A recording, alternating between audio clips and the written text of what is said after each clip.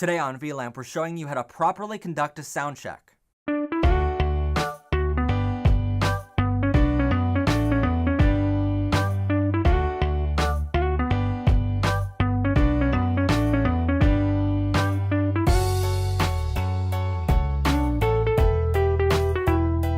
Welcome everyone to VLAMP, Video, Lighting, Audio, Music, and Photography How-To Show. I'm of course your host, Matt Haslam, and today we're in front of the soundboard once again, showing you how to properly conduct a sound check. Now, if you missed our last episode on how to properly set up your sound mixer, then please go check out that first before continuing in this video.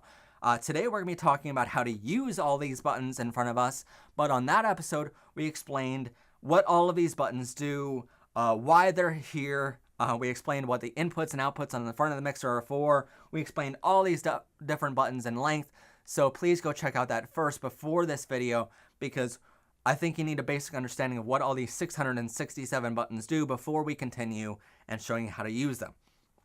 So if you've watched that video already, thank you for watching it first off. But secondly, we're going to jump right into it. Now in front of me today is the Mackie AUX 24.4 mixer. It's a wonderful mixer that I've installed in plenty of churches before. Matter of fact, before I bought this mixer, I knew I wanted a Mackie board just because the layout was nice for me. I like having all my group assignments and my main mix off to the far right-hand side of my mixer. On Allen and Heath boards, they have their group assignments and main mix somewhere in the middle of the board, and I typically don't like having that set up. It's just a personal choice for me to have a Mackie. But I think Mackie, Allen and Heath, Yamaha, and there's plenty of other companies that are great soundboard companies that give you a quality product for a quality price, and I cannot recommend any of them enough. But the only one that I do not recommend using is Behringer. Behringer is the worst brand possible in audio world, and the more you ask around, it's either Behringer or Radio Shack basically have the same quality. And so if you're looking at buying a board, this is not a review of the AUX 24.4. This is simply just how to conduct a sound check. And the tools that we show you today and the techniques we show you today can be used on any professional level, professional or consumer grade sound mixer. So we're going to jump right into actually how to conduct a sound check. Well, first off, you want something coming in. So you're going to plug all of your inputs in first, and that way how you have your stage snake or your microphone plugged directly into your mixer here, and that's wonderful. But how do you actually get that signal through your mixer out to your main mix? Well, the first thing you want to do is make sure your gain up here is turned all the way down on every channel. So I'm going to go through and turn all of these all the way down, and that way nothing has power yet. I'm going to also make sure that all my channels are muted down here, and that way when I'm plugging things in, things don't pop on me and I don't blow my speakers out, basically. I'm also going to make sure all my faders are all the way down. And the next thing I want to do is, if a certain microphone requires phantom power, I'm going to assign phantom power to that specific channel. So I'm going to press the 48V button down for any microphones that require phantom power. For instance, in my general assignments down here, which I use for most of the shows that I do, if there's different assignments, if there's a lot of bands going on stage that day, I'll typically put a piece of gaff tape down and I'll marker it with little lines so I know what each channel is, and then I leave them blank, and I'll have like 5 or 6 of them on the mixer just already pre-taped down here, and then as the day goes on through that music festival, I'll just peel the top one off and write down on the next one what that channel is for. And that way I constantly have labels down here so I know what each channel is for. But in my typical assignments down here, I have SM58 for channel 1, so I don't need 48 volts for that. I don't need phantom power for an SM58. But for a CO2A and B, I do need that because they are phantom power microphones. So I'm going to assign those two channels 48V. Now, nothing else on my general assignments needs that, but if you have microphones that need that, you want to assign that first. The next thing I want to do is make sure my channel is assigned to the right place it's going. For instance, I want my channel 1 to be my lead vocalist. So I'm going to assign that to group 1 and 2, and I'm going to pan that all the way to the left. So that goes to group 1 down here. Now I want SM58B and C to go to assignment 1 and 2 as well, but they're background vocalists, so I want to pan them all the way to the right, so it goes to this group 2 over here. Now, I also want to press down all these main mix buttons to make sure that when the sound goes to these groups, it's going out to the main mix directly. The next thing I want to do for my sound check is bring up my main mix to the U line. Again, you want to make sure you're mixing everything to the U line during a sound check. You never want to have any of these faders go above the U line at any point during your show or your sound check. So for your sound check, you want to make sure your main mix is at your U line. Next, you want to bring up your group assignments for that certain channel, wherever that channel is assigned to go in your groups. You want to bring those channels up to your U line as well. So everything over here should be at the U line at the moment. It's only during the actual show that you'll bring them down or up a little bit to mix them later as groups. So now we're ready to conduct a proper sound check, and I want communication between myself and the talent on stage. So I'm going to plug in a microphone into the talkback input in the front of my mixer, and I'm going to assign talkback to auxiliary channels 1 and 2, 3 and 4, and 5 and 6. I'm going to unmute all of those channels, and that way my talkback mic can go into the monitors of my talent. But let's say I don't have monitors that day. I'm going to mute all of these again, unassign the auxiliary channels, and assign talkback to go to my main mix. I'm going to bring up my talkback mic a little bit so that my talkback mic can actually go out to the main speakers. That way I can actually communicate with my talent on stage. Typically a sound check is done before audience comes into the room, so you shouldn't have any worries of putting your talkback mic through the main speakers, typically. There are some times when you're doing sound checks off to the side of the stage while another band is on stage for a music festival, but that's in very specific situations, like a music festival, that you'll be doing that. So typically, you'll be able to talk to your talent during a sound check through the main speakers and not have any worries. So I'm going to bring up that level, and I'm going to tell my talent on stage, I want my lead vocalist to start talking.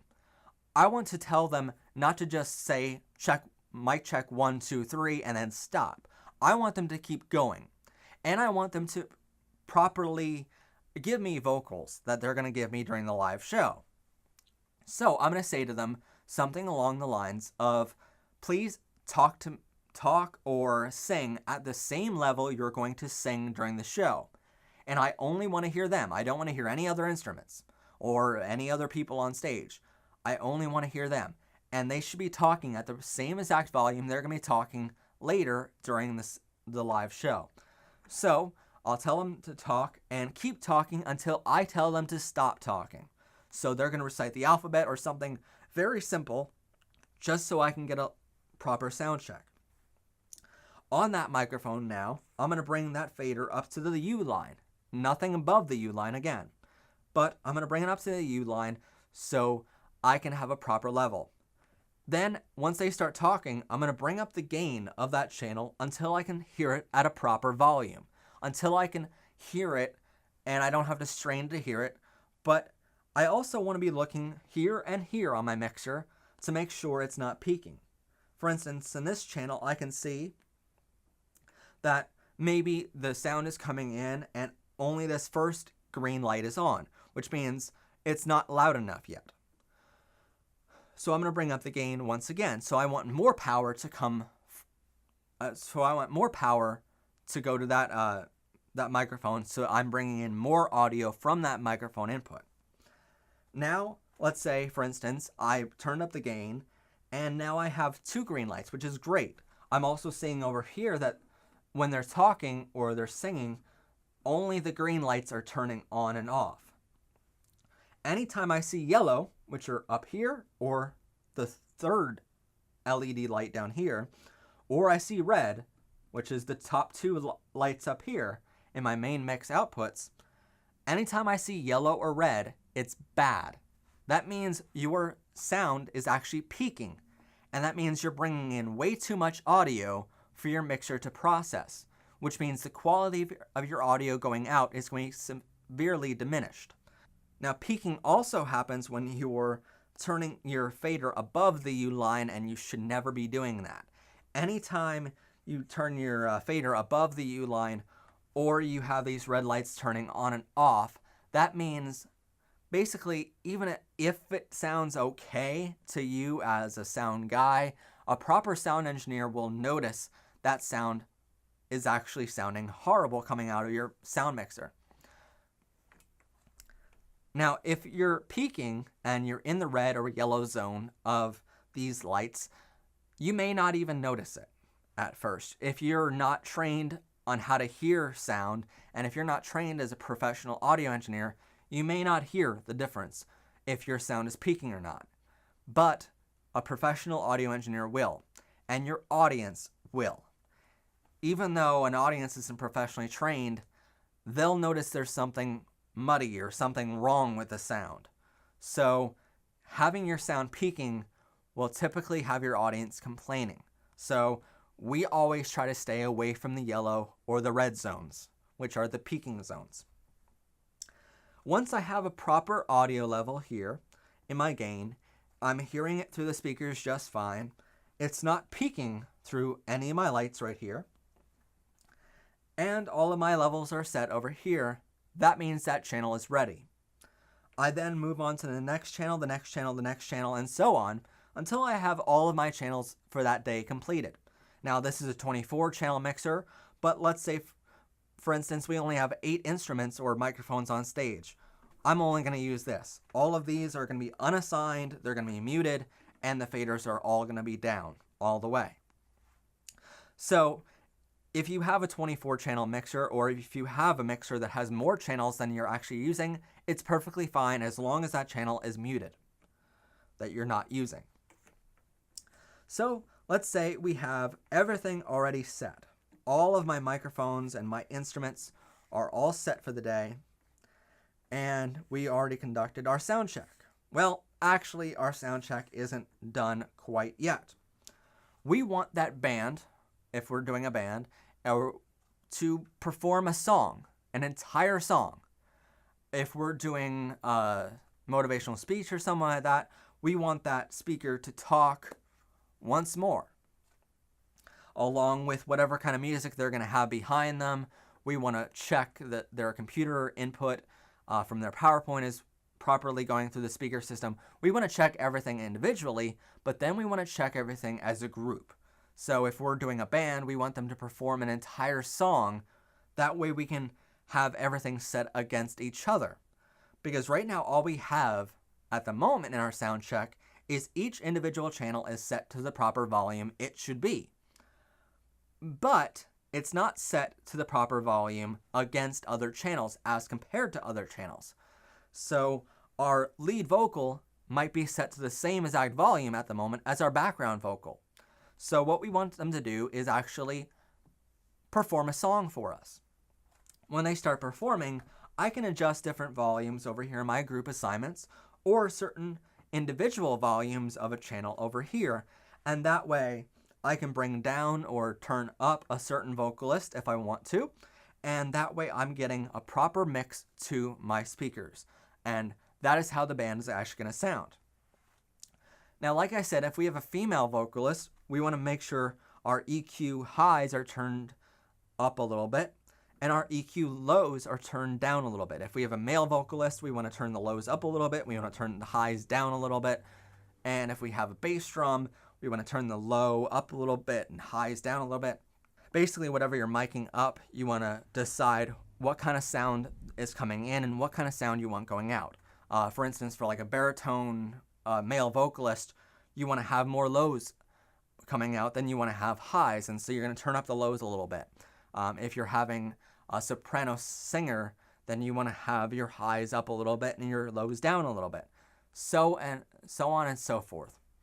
And then finally, we want to assign our auxiliary sends. So if we have a vocalist, our lead vocalist wants to hear himself in his monitors more, I'm going to turn up auxiliary channel 1 for his monitors. If we have background vocalists that want to hear themselves a little bit more, I'm going to turn up channels 2 here for the background vocalist.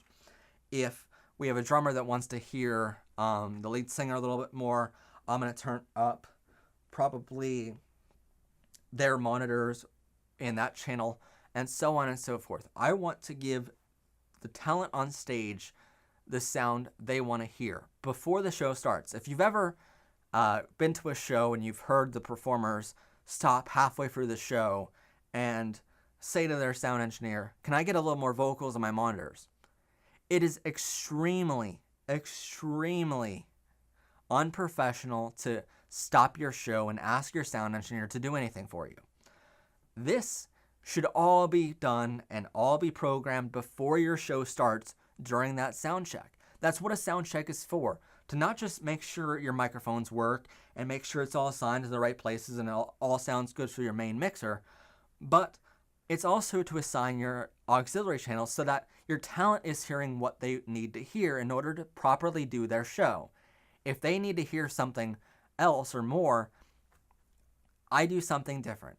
I have a microphone on stage that any of my performers can go to. If I'm doing like a music concert or something, I'll have a microphone on stage somewhere that my talent can go to and tell me directly through my headphones. So I have one of these channels. If I'm not using it, I have one of these channels programmed to only go to PFL, which means it's going to my headphones only. And that way, if they have a problem on stage, they can talk to me directly through that microphone that's only for me. And that way, they're not talking to the audience. If they have a problem, they go to that microphone, they talk to me through my headphones, and that way I can make adjustments here if I need to. If they want to hear some more vocals on their monitor, they go to that microphone on stage and say to me, "Can I get more vocals on my monitors?" Boom, I can do it here, and the audience never has to know. Now let's say you have more than 24 channels that day, but you only have a 24 channel mixer in front of you. Well, one way we actually cheat this is we actually have more than one mixer linked together. So we'll have another Mackie Aux 24.4 or another mixer right alongside this one, and the left and right outputs of that mixer are going to be plugged into channels 19 and 20, or two channels that I have full control over here, and I'm going to assign that to go directly to my main mix and bypass my groups. So that's maybe one way you can cheat things, is by using multiple boards instead of for one event a year that you need a 48 channel mixer for. You can just cheat things by only using a 24 channel board and maybe a second Aux 24.4, or maybe a 24 channel board and then two 12 channel boards or something along those lines of using multiple boards linked together to make your mixer instead of one very large one that you may have to rent for the day, which is very expensive. But if your client is paying you enough, maybe it's worth it, or maybe if you're using it all the time, then it's worth it to invest in a proper mixer. By the way, this sound mixer in front of me is about $2,000 plus the $500 case that I had to get custom made for this mixer. So I understand soundboards can be very, very expensive, but it's worth the investment into quality control back here at your front of house area, because if you have quality control, then it's going to be quality going out. If you have proper mics, it's pointless to spend all this money on proper mics and cables to get to your mixer and proper speakers and power amplifiers if the thing in the middle of it all, controlling everything, isn't quality itself. So I always choose the best, and I always choose Mackie, Allen & Heath, or Yamaha for my mixers everywhere I go. At my company here, we have Yamaha and Mackie boards. We don't have any Allen & Heath boards because, again, I don't like how it's set up, but it may be set up perfectly for you. It all depends on what you prefer using. So I would typically go to a music store or a very large music store and see multiple board designs, maybe go to a couple events, look at a board and say, I like how that's designed. I like where everything is on that board, and I think I'll be comfortable with that board. So test it out a little bit before you actually buy it, because these are very big investments. So It's probably your biggest investment that you're going to make in the sound world, so you want to make sure you're comfortable with it as a sound engineer. So I hope you enjoyed today's episode of how to properly conduct a sound check and how to properly set up your mixer in the last episode.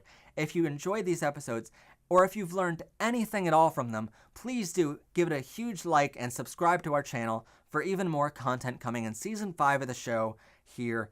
I'm really excited to bring you more content this year, and I hope you're excited as well. If you have any comments, suggestions for other topics of other episodes, or if you have any questions about what we've talked about on the show or anything we've shown you in today's episode, please leave them in the comment section below here on YouTube or on Facebook. You can also go to our website, mhnews.info, and leave those comments, suggestions, or questions in the forum area. You can also private message us on Facebook with those questions. And if I know the answer, I will get back to you immediately.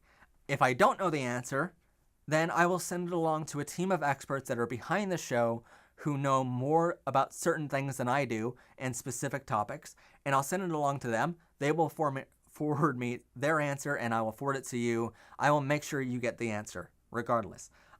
This is a huge resource for people, and I'm really excited to provide this huge resource once again in Season 5.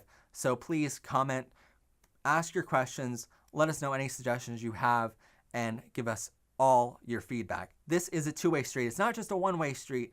This is a two-way show, and I want you guys to be involved just as much as I'm involved. So thanks for joining us here today on VLAMP, a video, lighting, audio, music, and photography how-to show. I'm, of course, your host, Matt Haslam, and see us next time in Season 5.